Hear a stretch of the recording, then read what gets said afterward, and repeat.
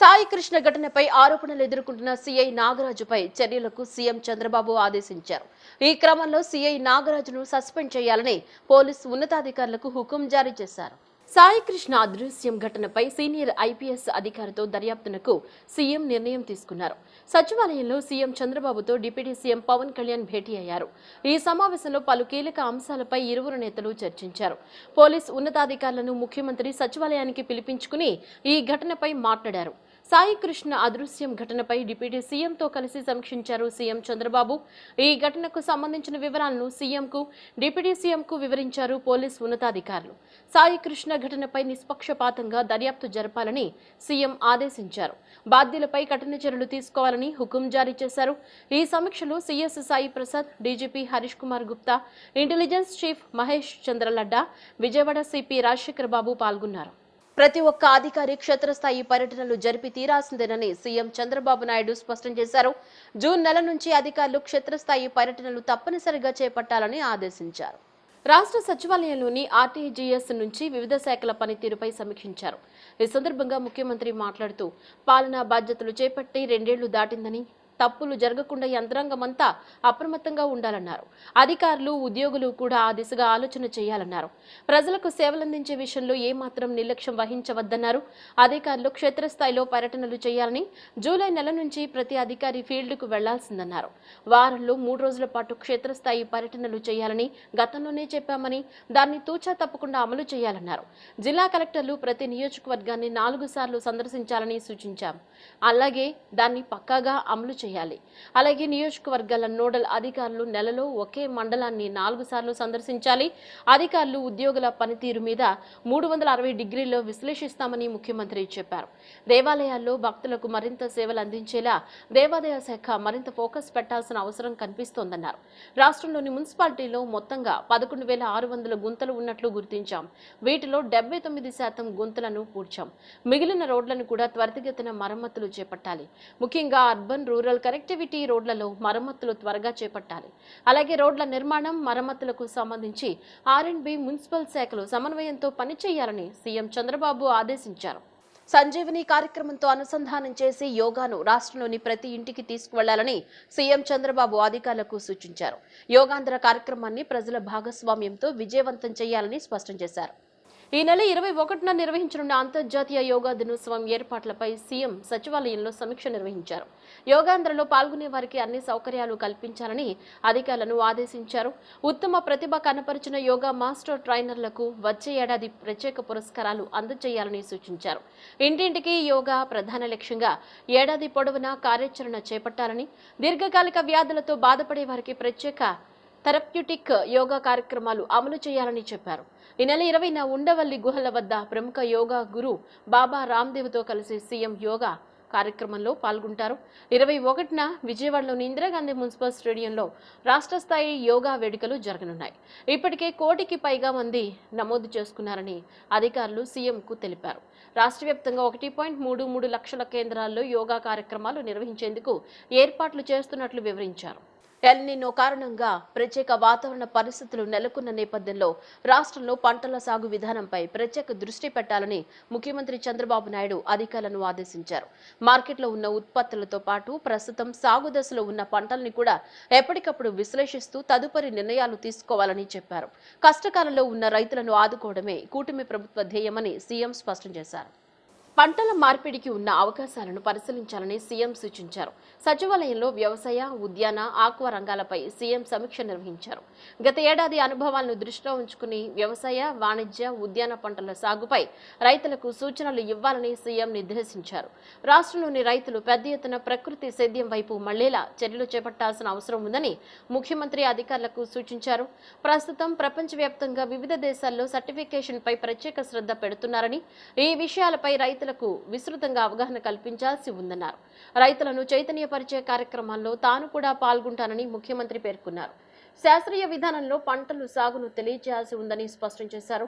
మిర్చి, పొగాకు, తోతాపురి మామిడి ఉత్పత్తులకు సంబంధించిన అంశాలపై అధికారులకు సీఎం దిశానిర్దేశం చేశారు.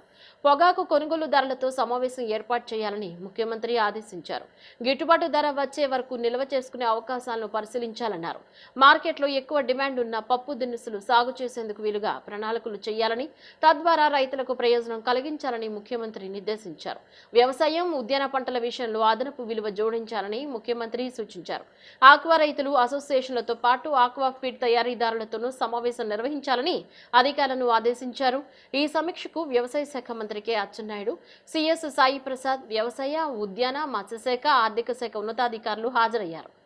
ఎన్టీఆర్ జిల్లాలో ఆకాంక్షిత బ్లాక్ కార్యక్రమం ఏబీపీ కింద ఉన్న పెనుగంచిప్రోలు, ఇబ్రహీంపట్నం ఆకాంక్షిత బ్లాకులను ఆదర్శ బ్లాకులుగా తీర్చిదిద్దేందుకు సమిష్టిగా కృషి చేయడం జరుగుతుందని కేంద్ర ప్రభారీ అధికారి నేలపట్ల అశోక్ బాబు తెలిపారు. పెనుగంచిప్రోలులో సంతృప్తి స్థాయికి తీసుకెళ్లాల్సిన 38 సూచికల్లో ఇప్పటికే 27 సూచికల్లో 100% పురోగతి సాధించినట్లు చెప్పారు. వీలైనంత త్వరగా మిగిలిన 11 సూచికల్లోనూ లక్ష్యాన్ని చేరుకునేందుకు కృషి చేస్తున్నట్లు వెల్లడించారు. నేషనల్ వాటర్ మిషన్ డైరెక్టర్, కేంద్ర ప్రభారీ అధికారి అశోక్ బాబు పెనుగంచిప్రోలు మండలంలో పర్యటించారు. పెనుగంచిప్రోలులో జెడ్పీ బాలికల ఉన్నత పాఠశాలను సందర్శించి విద్యా ప్రమాణాల స్థితిగతులను పరిశీలించారు. స్వయం సహాయక సంఘాల మహిళలతో మాట్లాడి సుస్థిర అభివృద్ధికి అనుసరిస్తున్న విధానాలను అడిగి తెలుసుకున్నారు. జలజీవన్ మిషన్ పనులను కూడా పరిశీలించి పనుల పూర్తికి దిశానిర్దేశం చేశారు. క్షేత్రస్థాయి పర్యటన అనంతరం అశోక్ బాబు ఎంపీడీఓ కార్యాలయంలో మీడియా సమావేశంలో మాట్లాడుతూ సామాజిక, ఆర్థిక, మానవాభివృద్ధి సూచికల్లో ప్రగతి సాధించేలా ప్రధాని దార్శనికతకు అనుగుణంగా దేశవ్యాప్తంగా 500కు పైగా బ్లాకులను కేంద్రం ఆకాంక్షిత బ్లాకులుగా ప్రకటించిందని, ఇందులో రాష్ట్రంలోని 7 జిల్లాల్లో 15 బ్లాకులు ఉన్నాయన్నారు. ఎన్టీఆర్ జిల్లాకు సంబంధించి ఇబ్రహీంపట్నం, పెనుగంచిప్రోలు బ్లాకులు, మండలాలు ఉన్నాయన్నారు. మిగిలిన మండలాలతో సమానంగా ప్రగతి సాధించేలా ప్రత్యేక దృష్టి పెట్టి కేంద్ర రాష్ట్ర ప్రభుత్వాల పథకాలు, వనరులను సమర్థవంతంగా ఉపయోగించడం జరుగుతోందన్నారు. 10వ తరగతి పరీక్షల్లో 100% ఉత్తీర్ణత, భూగర్భ జలాల పెంపు, జలజీవన్ మిషన్ అమలు, వైద్యారోగ్యం, పోషణకు సంబంధించి కొన్ని సూచికల్లో కూడా పూర్తి స్థాయి ప్రగతి సాధనకు కృషి చేయడం జరుగుతుందన్నారు. ఈ సూచికల్లో ప్రగతిని ఎప్పటికప్పుడు మదిస్తూ మెరుగైన ప్రణాళికలను అమలు చేస్తూ ముందుకెళ్తున్నామని, ఈ దిశగా అడుగులు వేస్తూ ఏవైనా చిన్న సమస్యలు ఉంటే గుర్తించి సత్వరం పరిష్కరించేందుకు క్షేత్రస్థాయి పర్యటనలు చేస్తున్నట్లు వివరించారు. రెండవసారి నేను ఇక్కడ పెనుగంచిప్రోలు విజిట్ చేయడానికి వచ్చాను. గతంలో అక్టోబర్ మాసం 2026లో కూడా విజిట్ చేశాను. టోటల్ దేశంలో 500 పైచిలకు బ్లాక్స్ని యాస్పిరేషనల్ బ్లాక్స్గా ఐడెంటిఫై చేశారు నీతి Aayog under the leadership of our honourable prime minister Shri Narendra Modiji. ఆంధ్రాలో 7 డిస్ట్రిక్ట్స్లో 15 బ్లాక్స్ని ఐడెంటిఫై చేశారు. దానిలో భాగంగా ఎన్టీఆర్ జిల్లా పెనుగంచిప్రోలు, ఇబ్రహీంపట్నం మండలం యాస్పిరేషనల్ బ్లాక్స్గా ఐడెంటిఫై అవ్వబడినాయి. సో దీనిలో మెయిన్గా 4 స్థూల డిపార్ట్మెంట్కి సంబంధించి health and nutrition, education, basic infrastructure, social development 40 ఇండికేటర్స్లో ముఖ్యంగా 38 ఇండికేటర్స్ని శాచురేట్ చేయడం ఇంపార్టెంట్ ఆబ్జెక్టివ్. శాచురేట్ చేయడం అంటే కంప్లీట్గా అచీవ్ చేయడం. దానిలో భాగంగా పెనుగంచిప్రోలులో చాలా వరకు 38 ఇండికేటర్స్లో 27 ఇండికేటర్స్ని 38 ఇండికేటర్స్లో 27 ఇండికేటర్స్ని శాచురేట్ చేయడం జరిగినది.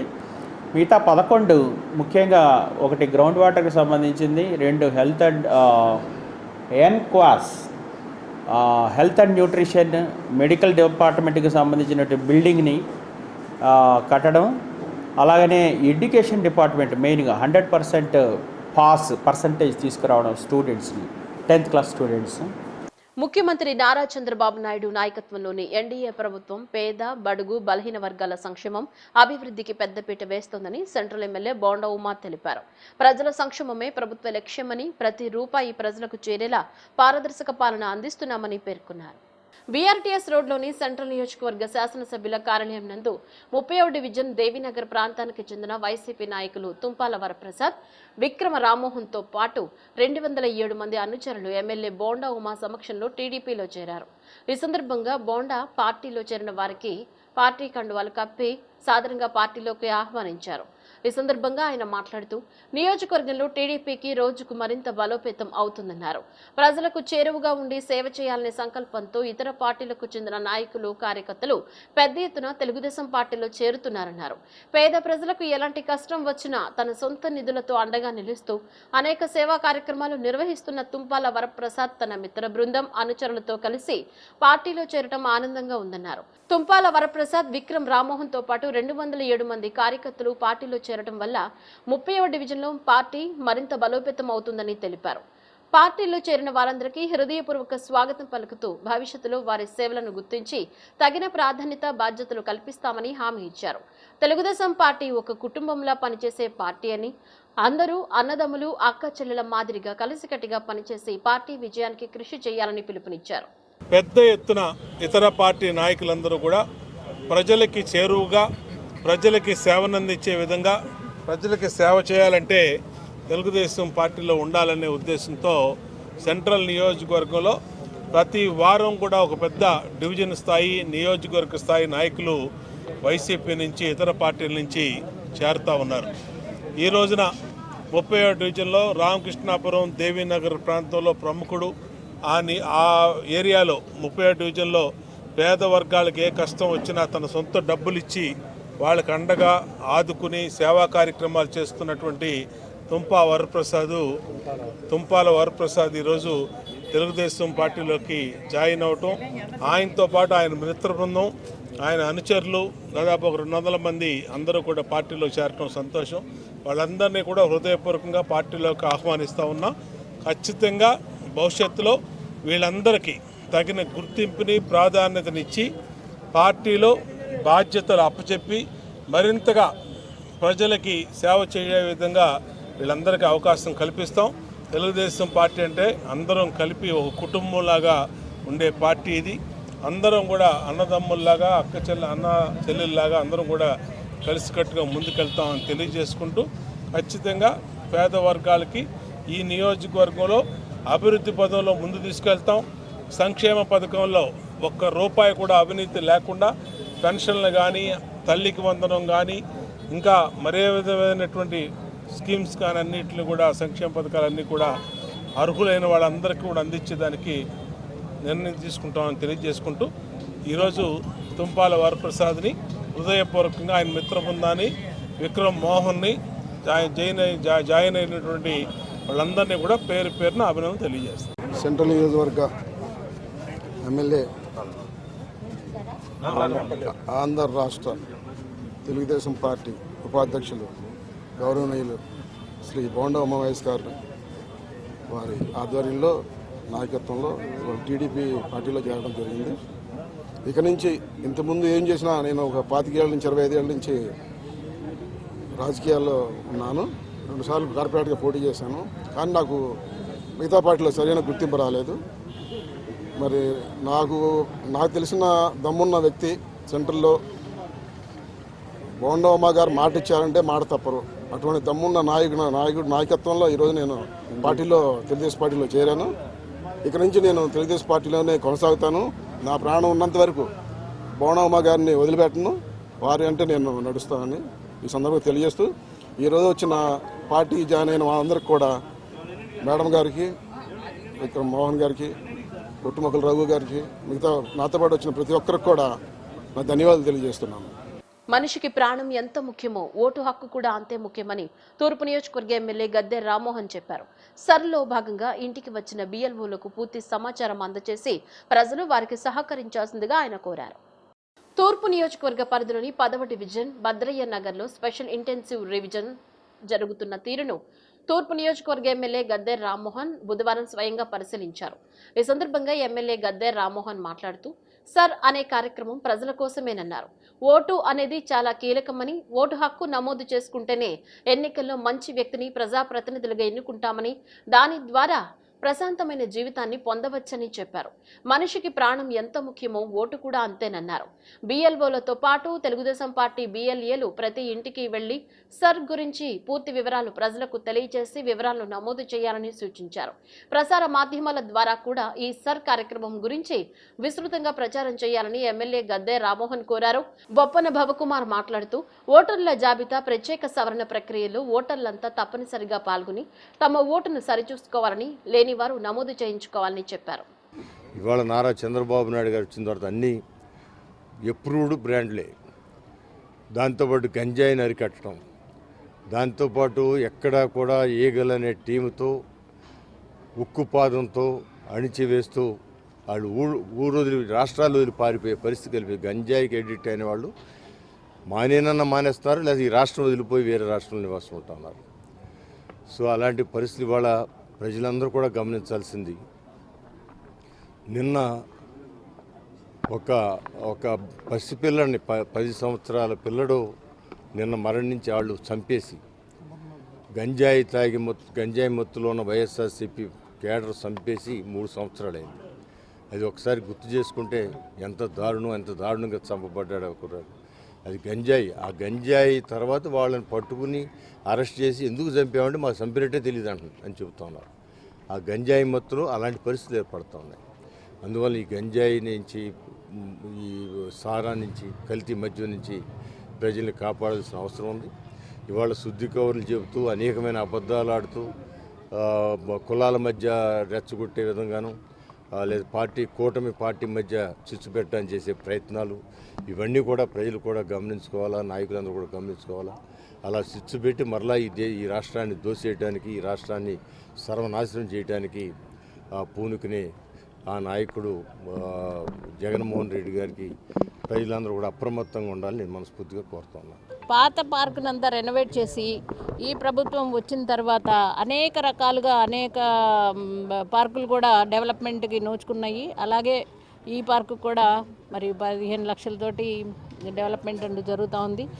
కొంచెం రోడ్డు సైడ్ డ్రైన్స్ కూడా నీళ్లు నడవకపోవడం అనేది చిన్న ప్రాబ్లం ఉంది. అవి కూడా శానిటరీ వాళ్ళకి చెప్పడం జరిగింది. మరి గడిచిన 5 సంవత్సరాల కాలంలో ఆ ప్రభుత్వం వారు ఏమీ చేయలేదు, ఏమీ చేయకపోగా మేము అది చేసామని చెప్పి చెప్పుకోవడం అనేది చాలా హాస్యాస్పదమైన విషయం. మరి డెవలప్మెంట్ అనేది ఏదో ఇప్పుడు వాళ్ళ కళ్ళకు కట్టినట్టుగా అన్ని చోట్ల అన్ని కాన్స్టిట్యున్సీల్లో ఆంధ్రప్రదేశ్ మొత్తం యావత్తు కూడా డెవలప్మెంట్ అనేది జరుగుతోంది. ఇదంతా మనం చూస్తున్నాం. కాబట్టి మళ్ళీ మనం చాలా జాగ్రత్తగా ఉండి, ఇప్పుడు జనగణన అనేది కూడా జరుగుతూ ఉంది. ఇది కూడా చాలా ముఖ్యమైన విషయం. మరి ప్రతి ఒక్కరూ కూడా తమ ఓటు ఉందో లేదో చూసుకుని కొత్త ఓట్లు ఏమైనా ఉంటే అవి కూడా పెట్టుకోవచ్చు. మరి కొన్ని డిలీట్ అవ్వాల్సిన ఓట్లు కూడా ఉన్నాయి. ఇవన్నీ కూడా ఈ జనగణన దీంట్లో ఇది మన రాష్ట్ర వ్యాప్తంగా జరుగుతూ ఉంది. కాబట్టి అది తప్పకుండా దీన్ని కూడా చాలా జాగ్రత్తగా అందరూ పాల్పంచుకోవాలి, దీన్ని సహకరించాలని చెప్పని మేము కోరటం జరుగుతూ ఉంది. స్థానికంగా ఉన్నటువంటి చిన్న ప్రాబ్లమ్స్ ఏమైనా ఉన్నా కానీ ఇవన్నీ ఎప్పుడు రోజువారీ వస్తూనే ఉంటాయి. ఈ సివిల్ ప్రాబ్లమ్స్ చిన్నవి, దానికోసం అని చెప్పనని మరి ఎమ్మెల్యే గారు కూడా రావడం జరిగింది. తప్పకుండా ఇది ఒక మంచి మోడల్ కాలనీ చేద్దామని చెప్పనని వారు అనడం కూడా జరిగింది. తాత పెట్టిన పార్టీ, తండ్రి ద్వారా సంక్రమించిన అధికారంతో నారా లోకేష్ విర్రవీగి ప్రవర్తిస్తున్నాడని, డిఎస్సి అవకతవకలపై చర్చను పక్కదారి పట్టించడానికే ఆయన సవాల్ చేసి పారిపోయాడని మాజీ మంత్రి కురసాల కన్నబాబు ఎద్దేవా చేశారు. డిఎస్సి 2025పై లోకేష్ సవాల్ని వైసీపీ స్వీకరిస్తుందని, బహిరంగ చర్చకు ఎక్కడికి రమ్మన్నా తాము సిద్ధంగా ఉన్నామన్నారు. మా వెంట దగాపడ్డ అభ్యర్థులను కూడా తీసుకొస్తామని చెప్పారు. డిఎస్సి నిర్వహణలో జరిగిన అక్రమాలను మాజీ సీఎం వైఎస్ జగన్ ఆధారాలతో సహా బయట పెడితే ఇంతవరకు నారా లోకేష్ ఎందుకు సమాధానం చెప్పలేదని ప్రశ్నించారు. కూటమి ప్రభుత్వానికి దమ్ముంటే డిఎస్సిలో అక్రమాలు జరగలేదని వారికి చెప్పి నమ్మించాలని సవాల్ చేశారు. డిఎస్సిలో అక్రమాలు జరగలేదనేది నిజమైతే సిబిఐ విచారణకు ఆదేశించవచ్చు కదా అని ప్రశ్నించారు. ప్రజల్లో ఉన్న అనుమానాల మీద సుదీర్ఘంగా మాట్లాడి కొన్ని ప్రశ్నలు లేవనెత్తారు. ఈ ప్రశ్నలకి ఈ రోజు వరకు ఒక మంత్రిగా మీరు సమాధానం చెప్పలే. ఒక విద్యాశాఖ మంత్రిగా ఇంత పెద్ద స్కామ్ జరిగిందని ఆరోపణలు నిజాలు బయటకు వస్తే దాని మీద కనీసం నోరెత్తలేదు. ఒక ప్రెస్ మీట్ పెట్టి అనుమానాలు నివృత్తి చేయలేదు. వచ్చి నువ్వు సవాల్ విసురుతావు అన్నాడని చెప్తా ఉన్నాడు. ఆయన సవాల్ విసురుతాడంటే మేము స్వీకరించమంటున్నాడు. ఎస్, మేము చర్చకు రెడీ. దయచేసి మీరే చెప్పండి. మీ సినిమా భాషలో చెప్పాలంటే ప్లేస్ మీరు చెప్తారా, మేము చెప్పాలా? ఛానల్ మీరు చెప్తారా, మేము చెప్పాలా? సచివాలయమా లేకపోతే మీ ఆఫీసా? ఎక్కడ రావాలి చెప్పండి, మీరే చెప్పండి. పోనీ ఎవరు కావాలి చర్చకి? నన్ను రమ్మంటారా? మా పార్టీలో ఏ నాయకుడిని రమ్మంటారో మీరే చెప్పండి. మేము అందరం రెడీగా ఉన్నాం, మీతో చర్చకు వస్తాం. మాతో పాటు ఎవరైతే దగాబడ్డ అభ్యర్థులు ఉన్నారో వాళ్ళు కూడా వస్తారు. మేము లేవనెత్తిన ప్రశ్నలకు సమాధానం చెప్పండి. ఈ కాక్ అండ్ బుల్ స్టోరీస్ కాదు, కాకమ్మ కథలు కాదు చెప్పాల్సింది. అధికారం ఉంది కదా అని విర్రవీగిపోతూ ఇక్కడికి వచ్చి సవాలు విసురుతున్నా స్వీకరించే ధైర్యం మీకుందా అని మాట్లాడుతూ ఉన్నాడు. నేనేమంటా ఉన్నానంటే, అసలు నివృత్తి చేసుకునే ధైర్యం మీకుందా? ఇది స్కామ్ జరగలేదని నిరూపించుకునే దమ్ము మీకుందా అని నేను అడుగుతున్నా. మీకు నిజంగా అంత తప్పు జరగలేదని ధైర్యమే ఉంటే సిబిఐ విచారణకు ఆదేశించండి. సిబిఐకి ఇవ్వండి. మీరు సిబిఐ విచారణకి ఇచ్చి విచారణలో తప్పు జరగలేదని నిరూపించుకోండి. సిబిఐ అంటే చంద్రబాబు ఎంక్వైరీ కాదు, సిబిఐ అంటే central bureau of investigation enquiry అడుగుతున్నాం మేము. బులెటిన్లో షార్ట్ బ్రేక్.